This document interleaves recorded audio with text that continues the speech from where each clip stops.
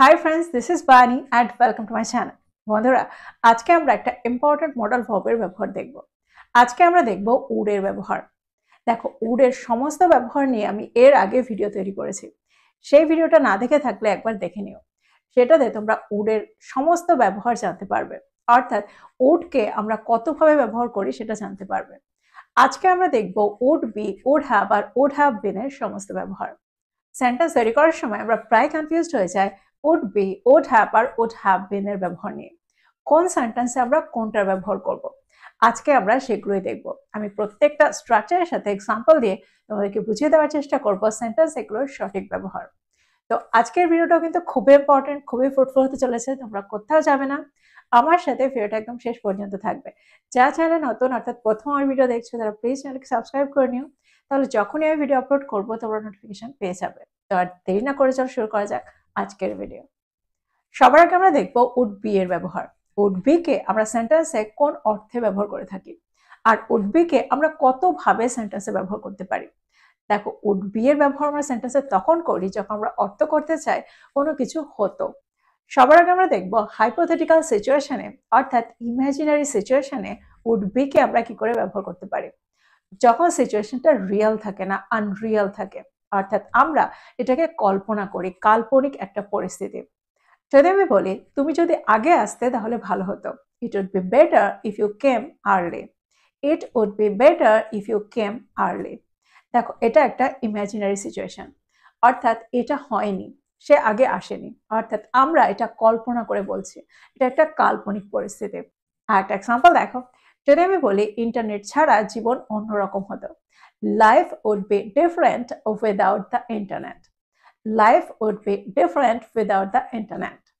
তো তোমরা বুঝতে পারছো সিচুয়েশনটা যখন হাইপোথেটিক্যাল হচ্ছে তখন আমরা এখানে উড বি কে ব্যবহার করছি, অর্থাৎ এই ধরনের সেন্টেন্সে আমরা উড বি কে ব্যবহার করতে পারি। এবার আমরা দেখবো উড বি এর অন্য একটা ব্যবহার। কোনো মতামত বা পরামর্শ দিতেও আমরা উড বি কে সেন্টেন্সে ব্যবহার করতে পারি, অর্থাৎ একটা পোলাইট ওপিনিয়ন বা কোনো সাজেশন রাখতে আমরা সেন্টেন্সে উড বি কে ব্যবহার করতে পারি। এক্সাম্পল দেখো, যদি আমি বলি এটা একটা দারুণ আইডিয়া হবে, দ্যাট মিনস এটা একটা দারুণ ধারণা হবে। That would be a great idea. That would be a great idea. একটা এক্সাম্পল দেখো, যদি আমি বলি তর্ক না করাই ভালো হবে, দ্যাট মিনস এখানে আমি একটা পরামর্শ দিচ্ছি, তর্ক না করাই ভালো হবে। It would be better not to argue. It would be better not to argue. একটা এক্সাম্পল দেখো, যদি আমি বলি এটা প্রকল্পটির জন্য উপকারী হবে, this would be useful for the project. This would be useful for the project. তো তোমরা বুঝতে পারছো এই ধরনের সেন্টেন্সে অর্থাৎ যখন কোনো মতামত বা কোনো পরামর্শ দেওয়া হচ্ছে তখন আমরা সেন্টেন্সে উড বি এর ব্যবহার করতে পারি। এটা এরকমটা হবে, এরকম অর্থে আমরা সেন্টেন্সে উড বি কে ব্যবহার করছি। এবার আমরা দেখবো উড বি এর অন্য একটা ব্যবহার। দেখো, আমরা রিপোর্টেড স্পিচেও উড বি কে ব্যবহার করতে পারি উইল বি এর জায়গায়, অর্থাৎ ব্যাপারটাকে তোমরা একটু অন্যভাবেও ধরতে পারো। দেখো, আমরা কখনো কখনো অতীতে দাঁড়িয়ে ভবিষ্যতের কথা বলে থাকি। তো অতীতে দাঁড়িয়ে ভবিষ্যতের কথা বলার অর্থে আমরা সেন্টেন্সে উড বি এর ব্যবহার করতে পারি। যদি আমি বলি তারা আমাদের বলেছিল ট্রেনটা দেরি করবে, they told us the train would be late. They told us the train would be late. দেখো, এখানে আমরা বলছি না they told us the train will be late, কারণ সেন্টেন্সটা পাস্ট টেন্সে রয়েছে, অতীতে দাঁড়িয়ে কেউ ভবিষ্যতের কথা বলেছিল, they told us the train would be late. তোমরা বুঝতে পারছো এই ধরনের ক্ষেত্রেও আমরা উড বি কে ব্যবহার করে থাকি। আর একটা এক্সাম্পল দেখো, যদি আমি বলি সে প্রতিশ্রুতি দিয়েছিল কাজটা তাড়াতাড়ি হয়ে যাবে, দ্যাট মিনস সে প্রতিশ্রুতি দিয়েছিল কাজটা শীঘ্রই হয়ে যাবে। He promised the work would be done soon. He promised the work would be done soon. দেখো, এখানে আমরা অর্থ করতে চাইছি অতীতে দাঁড়িয়ে কেউ ভবিষ্যতের কথা বলেছিল, অতীতে দাঁড়িয়ে কেউ ভবিষ্যতের ব্যাপারে প্রতিশ্রুতি দিয়েছিল কাজটা শীঘ্রই হয়ে যাবে। তো আমার মনে হয় তোমরা বুঝতে পারছো এইরকম অর্থে আমরা সেন্টেন্সে উড বি কে কি করে ব্যবহার করছি। এবার আমরা দেখবো উড বি এর অন্য একটা ব্যবহার। দেখো, সম্ভাবনা বোঝাতেও আমরা উড বি কে সেন্টেন্সে ব্যবহার করতে পারি, দ্যাট মিনস এমনটা হতে পারে, উড বি প্লাস অ্যাডজেক্টিভ বা would be plus noun. For example, ফলাফলটা চমকপ্রদ হতে পারে, the result would be surprising. The result would be surprising. যদি আমি বলি আইডিয়াটা ঝুঁকিপূর্ণ হতে পারে, বা ধারণাটা ঝুঁকিপূর্ণ হতে পারে। The idea would be risky. The idea would be risky. তো তোমরা বুঝতে পারছো কোনো কিছু হতে পারে, অর্থাৎ সম্ভাবনা বোঝাতে আমরা এখানে উড বি কে ব্যবহার করছি। দেখো উড বি কে আমরা প্যাসিভ ভয়েসেও ব্যবহার করে থাকি।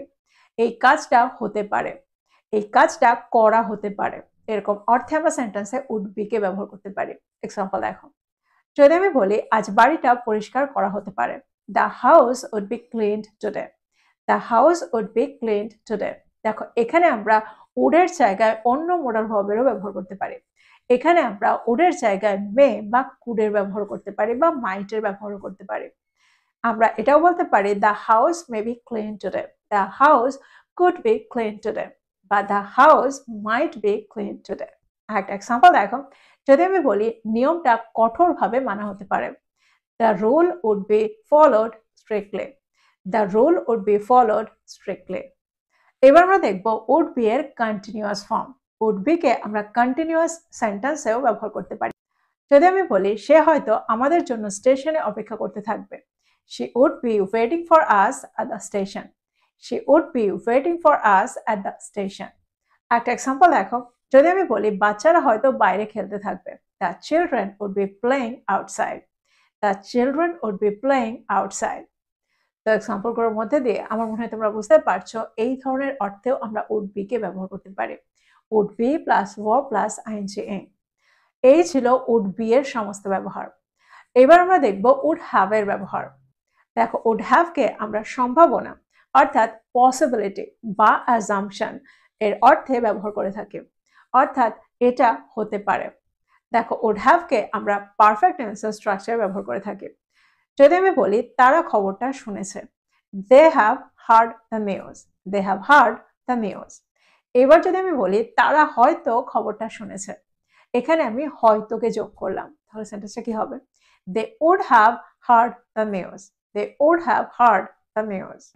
দেখো এখানে আমরা এটাও বলতে পারি they may have heard the news. They might have heard the news.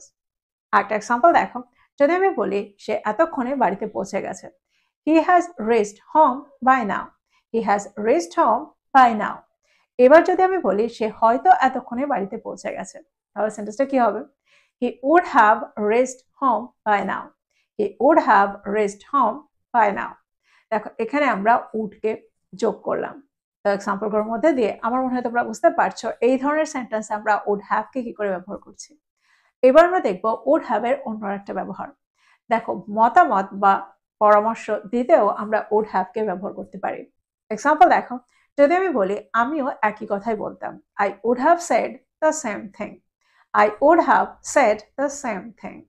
একটা এক্সাম্পল দেখো, যদি আমি বলি আমিও নীলটাই বেছে নিতাম, I would have chosen the blue one. I would have chosen the blue one.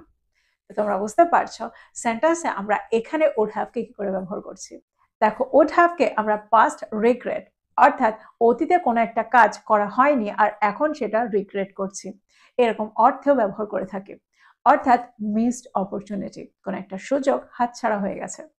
Example দেখো, যদি আমি বলি আমি ট্রিপটাতে যোগ দিতাম কিন্তু আমি অসুস্থ ছিলাম, I would have joined the trip but I was sick. I would have joined the trip but I was sick. একটা এক্সাম্পল দেখো, যদি আমি বলি আমার কাছে টাকা থাকলে আমি এটা কিনতাম, অর্থাৎ পাস্ট রিগ্রেট, আমার কাছে টাকা ছিল না তাই আমি এটা কিনতে পারিনি। সেন্টেন্সটা কি হবে? If I had money I would have bought it. If I had money I would have bought it. বা আমরা এটাও বলতে পারি I would have bought it if I had money. দেখো আমরা would have K hypothetical situation অর্থাৎ imaginary সিচুয়েশনেও ব্যবহার করতে পারি। আর এখানে সেন্টেন্সটা কন্ডিশনাল সেন্টেন্স টাইপ 3 হয়ে থাকে। দেখো এর আগে আমি কন্ডিশনাল সেন্টেন্সের উপর পুরো ভিডিও তৈরি করেছি, অর্থাৎ সমস্ত টাইপকে এক্সপ্লেন করেছি। সেই ভিডিওটা না দেখে থাকলে ভিডিওটা একবার দেখে নিও, তাহলে এই কনসেপ্টটা তোমাদের পুরোটাই ক্লিয়ার হয়ে যাবে। আজকে আমরা দেখব কন্ডিশনাল সেন্টেন্স টাইপ 3 তে উড হ্যাভ কে কি করে ব্যবহার করছি।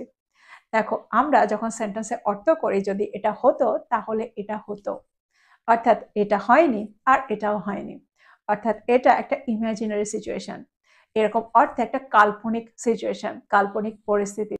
এক্সাম্পল দেখো, যদি আমি বলি তুমি যদি আমাকে বলতে আমি তোমাকে সাহায্য করতাম, If you had told me I would have helped you. if you had told me I would have helped you. That means তুমিও আমাকে বলনি আর আমিও সাহায্য করিনি। একটা এক্সাম্পল দেখো, যদি আমি বলি যদি তারা তাড়াতাড়ি আসতো বা যদি তারা আগে আসতো তাহলে আমরা এটা সময় মতো শেষ করতাম। If they had come earlier, we would have finished it on time. If they had come earlier, we would have finished it on time. Sentence আর স্ট্রাকচারটা একটু ভালো করে বুঝে নাও। আমরা এখানে দুটো ক্লজ পাচ্ছি। একটা ক্লজে আমরা পাস্ট পারফেক্ট টেন্সের ব্যবহার করছি ইফ ক্লজটার সাথে। ইফ এর সাথে আমরা পাস্ট পারফেক্ট টেন্সের ব্যবহার করছি সাবজেক্ট প্লাস হ্যাড প্লাস ভার্বের থার্ড ফর্ম। আর তার পরের ক্লজটাতে আমরা subject plus would have plus V3 ব্যবহার সেন্টেন্সে করছি। তো আমার মনে হয় এই পর্যন্ত তোমরা বুঝতে পারলে সেন্টেন্সে আমরা উড বি আর উড হ্যাভ কে কতভাবে ব্যবহার করতে পারি, কোন অর্থে ব্যবহার করতে পারি। এবার আমরা দেখব উড হ্যাভ বিন এর ব্যবহার। সেন্টেন্সে আমরা উড হ্যাভ বিন কে কোন অর্থে ব্যবহার করতে পারি। দেখো উড হ্যাভ বিন কে আমরা কন্ডিশনাল সেন্টেন্স টাইপ 3 তে ব্যবহার করতে পারি, অর্থাৎ এই স্ট্রাকচারটাকেও আমরা কন্ডিশনাল সেন্টেন্স টাইপ 3 তে ব্যবহার করতে পারি। এক্সাম্পল দেখো, যদি আমি বলি সত্যিটা জানলে আমি আরো সতর্ক হতাম বা সত্যিটা জানলে আমি আরো সতর্ক থাকতাম। If I had known the truth, I would have been more careful. If I had known the truth, I would have been more careful. দেখো এখানে আমরা দুটো ক্লজ পেয়েছি। ইফ ক্লজটার সাথে আমরা পাস্ট পারফেক্ট টেন্সের ব্যবহার করেছি আর পরের ক্লজটার সাথে আমরা subject plus would have been এর ব্যবহার করেছি। আরেকটা এক্সাম্পল দেখো, যদি আমি বলি যদি তারা আমাকে ফোন করতো আমি প্রস্তুত থাকতাম। If they had called me, I would have been ready. If they had called me, I would have been ready. তো তোমরা বুঝতে পারছো এই ধরনের সেন্টেন্সে আমরা would have been কে কোন অর্থে ব্যবহার করছি।